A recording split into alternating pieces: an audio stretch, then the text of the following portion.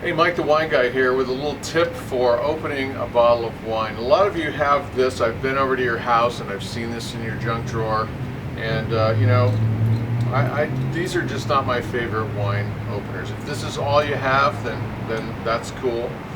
But they tend to have a couple of faults that I find, and I'll show those to you in just a second. The one that I do like is this guy. It's also known as the waiter's friend. I call it a wine key. This particular one has a little knuckle on it. If you want to get one of these, I've got them on my website. You can check it out at MikeTheWineGuy.com. But it's basically very simple. It's got the knife to cut the foil. It's got your jointed knuckle to bring the cork out, and of course it's got your screw. One of the things I like to look for too on one of the screws is the thinner and stronger the better. Like this one, as you can notice, is very thick and very deep, and if it's a dry cork, you're going to have problems because it's going to be splitting the cork. These things are like little surgical instruments. They work really well, and they come in all different shapes and sizes for the most part. This is kind of a fancier one, but basically this is my recommendation. It's called the waiter's friend. So there's a couple of ways to open up a bottle of wine. I'm going to show you one is the classic way when you're doing tableside service. If you're at a restaurant, or if you're having people over for dinner and you want to sort of impress them, you always bring the bottle out label first, and then you can actually take the knife, stick it there on the first lip, and carve around it and pop the top off. One of the ways I like to do it, though, because I've been in the biz for a while, is I like to just twist and pull, and then voila, your foil is off. Now you can get right to it. So this is a little Chardonnay that we're going to pop open. Now on the key, they always are the same way. If you hold it like this, you're going to be a perfect start. If you hold it like this, you're going to be fumbling.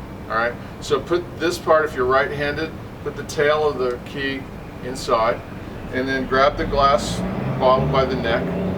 And I always just start off sort of on an angle, and I just basically stick that point right in the center, and then I straighten out my cork and give it a bit of a quarter of a turn. So now it's sitting there. It's ready to go.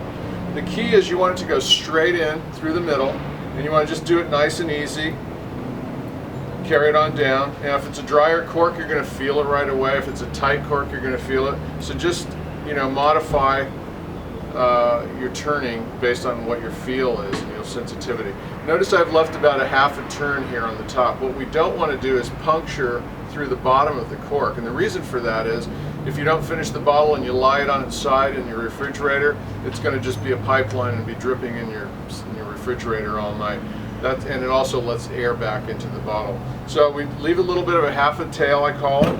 So we start off by putting that first notch on the lip, and I just hold my finger on there, lift up, and it only is going to come out about a third of the way. That's where this is the magic. I love this part. You simply hold this, you jack it up a little bit, and out comes, so that it doesn't splash and throw wine all over the place. I usually put my thumb over the edge and just sort of tilt it over. That way it won't splash and bubble out as it sometimes will, especially with reds. They tend to sort of splash on you. And there we go. It's all done. Notice it didn't pop through the bottom. You can always just remove the cork very easily. And I always typically will put it upside down to fit back in if you don't finish the bottle for the night because it's thinner on that side. Let's just go ahead and pour this little Chard and see what we've got. It's always a joy to learn how to open one of these because this is the reward. All right, until next time, cheers. MikeTheWineGuy.com.